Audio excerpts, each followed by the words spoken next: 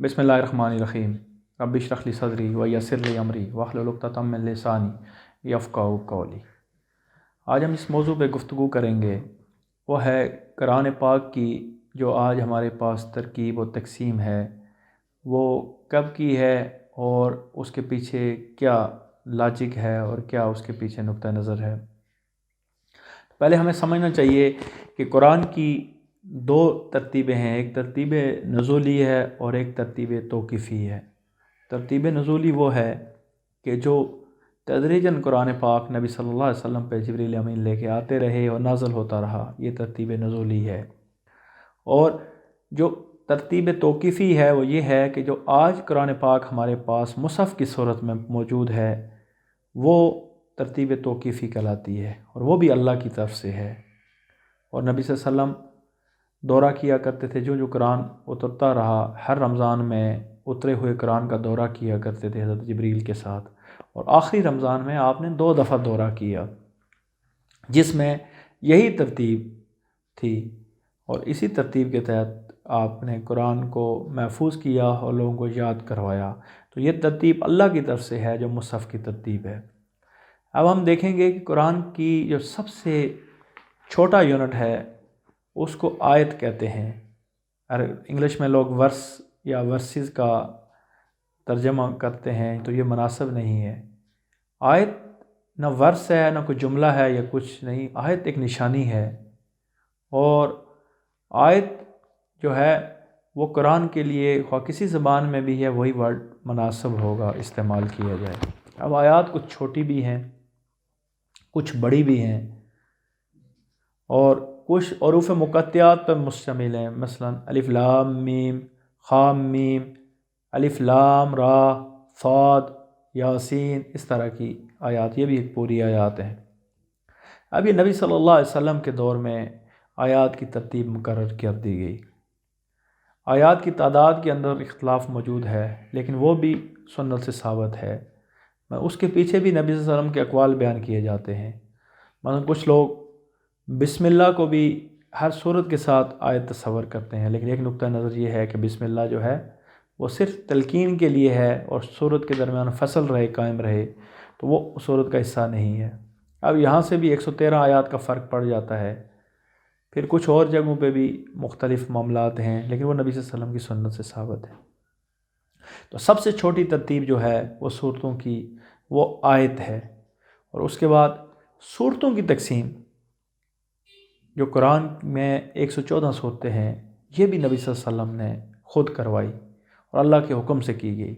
जब कुरान तदरीजन नाज़िल होता तो नबी सल्लल्लाहु अलैहि वसल्लम सहाबा को कहते कि ये लिखने वाले को कहते कि इस सूरत के साथ उसको लिख दिया जाए और याद करने वालों को याद करवाते कि ये उसके बाद याद करें। तो ये सूरत जो है एक पूरे मज़मून को शो कर रही होती है और सूरत की तरतीब भी जो है वो नबी सल्लल्लाहु अलैहि वसल्लम पे अल्लाह की तरफ से नाज़िल की गई है। उसके बाद ये तरतीबें तो नबी सल्लल्लाहु अलैहि वसल्लम ने अपने दौर में करवा ली थी। उसके बाद जो सहाबा के दौर में एक और जो बहुत अच्छा इजाफ़ा किया गया वो ये किया गया कि सहाबा कुरान को पढ़ा करते थे और वो 7 दिन में ख़त्म करने का रुझान था उनका, तो उन्होंने मंजिल या अज़ाब का इजाफ़ा किया। हिज़्ब कहते थे और कुरान को टुकड़ों को और कुरान को 7 हिज़्बों में या 7 मनाजिल में तकसीम किया गया और ये बड़ा अच्छा इजाफ़ा है। इस इजाफ़े के अंदर, इस तकसीम के अंदर कुरान के मज़मून को टूटने नहीं दिया गया। आर्टिफिशियल किस्म की तरतीब बनाने की कोशिश नहीं की गई कि कहीं से उठा के दरमियान में अल्फाज पूरे हो गए तो आपने मंजिल बना ली, बल्कि कहीं मंजिल में थोड़ा बहुत फ़र्क आ गया लेकिन सूरत को पूरा होने दिया। सूरत कंप्लीट होने के साथ ही उन्होंने मंजिल को ख़त्म किया। तो लेकिन उनके अंदर एक ख़ास रब्त है। जिस तरह पहली मंजिल आपकी 3 सूरतों पर मुश्तमिल है, सूरह बकरा, सूरह आले इमरान और सूरह निसा। दूसरी मंजिल आपकी 5 सूरतों पर मुश्तमिल है। तीसरी मंजिल आपकी 7 सूरतों पर मुश्तमिल है। चौथी मंजिल आपकी 9 सूरतों पर मुश्तमिल है।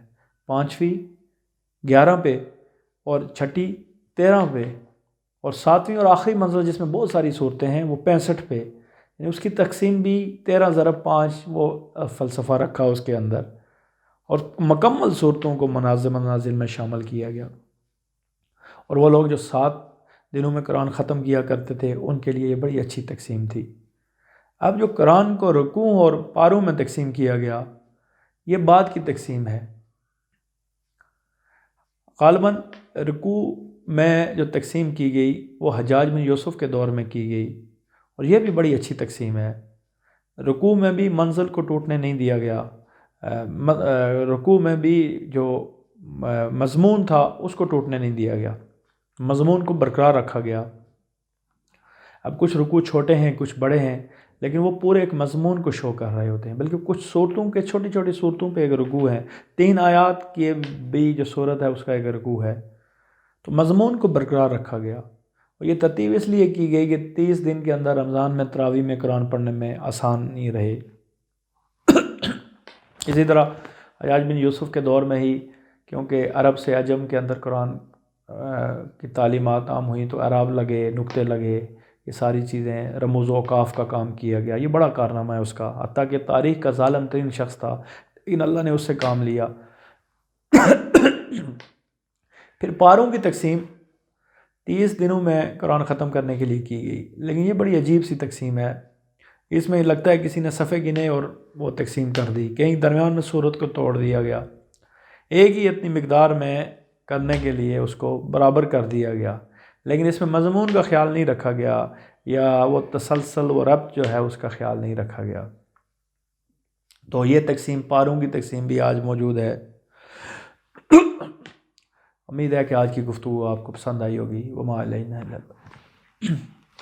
یہ زیادہ ہوئی